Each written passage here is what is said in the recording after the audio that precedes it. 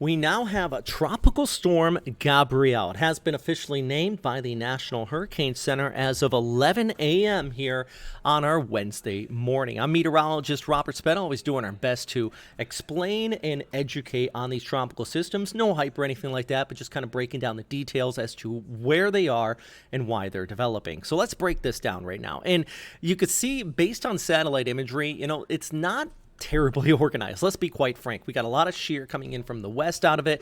Convection's not around that low-level center here either. You can see the low-level center right in there, but what it does have is satellite-derived winds from a polar orbiting satellite basically flew overhead, and it picked up these winds showing about 30 to 40 knots at the surface. Now, you need about 34 knots for a tropical storm intensity sustained. So it has that based on satellite-derived winds, but it's not overtly organized. Let's be honest with that. Actually, we take a look at water vapor imagery.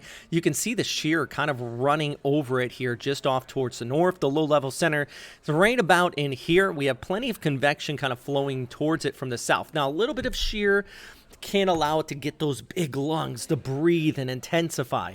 But at least for the time being, it is going to have to fight that off. Even a little bit of dry air towards the north as well. But as we look ahead through the forecast, it could be moving into an area more conducive for development. And you can see that here on the GFS. That's the Global Forecasting System, showing this moving off towards the north and west. And you see kind of that hook towards the north, coming very close to Bermuda based on the GFS. If we compare that up with the ECMWF, GFS here in blue, ECMWF in the yellow, actually see the euro now, it really has been back and forth. The last run, the euro was weaker and kind of kept it further towards the west.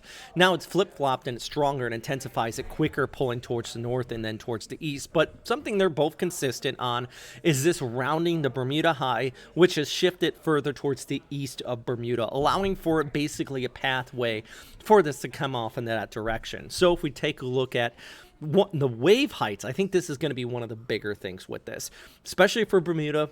Big old waves, 10 to 15 feet out there, breakers and stuff like that. But the swells off of it still could be impacting the East Coast, especially for the first coast here in Florida. This will be passing nearly 1,000 miles based on the current forecast from the NHC, about 800 to 900 miles towards the east. You still could be looking at the swells impacting the coast, which would increase the risk of rip currents as well. And some of those misleading type rip currents based on our current forecast. I say misleading because it wouldn't be accompanied by storms and heavy rain or anything like that. It would just be those long period swells. Surfers, though, they know what to look for in that. They know what to watch out for. If you're a weak swimmer, though, you probably want to stay out of the water. We take a look at our spaghetti plots. This is all the multi-models showing this moving towards the north and west. But if we look at the overall satellite imagery, you kind of see the jet stream right there, and that's going to be probably one of the biggest factors on this likelihood to turn towards the north. You can see the jet stream dipping down, and this acts as a wall. So as this storm comes up, it smacks right into that wall. It's going to want to turn towards north. Think of the banks of the Daytona 500. You get the car running around the banks there, and it's just going to run up, turn towards the side, and then keep going off towards the north here in a more than likely recurve event. Bad news for Bermuda because it would be awfully close for you. Take a look at our sea surface temperatures out here, though. Temperatures will be into the mid to lower 80s.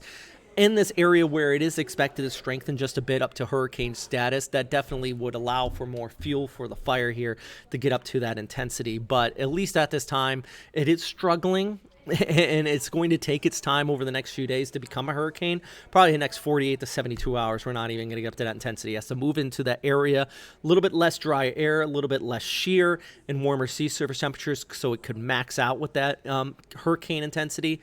But the good news for the time being, Gabrielle doesn't look like it's going to pose any impacts directly to land masses outside of Bermuda. All right.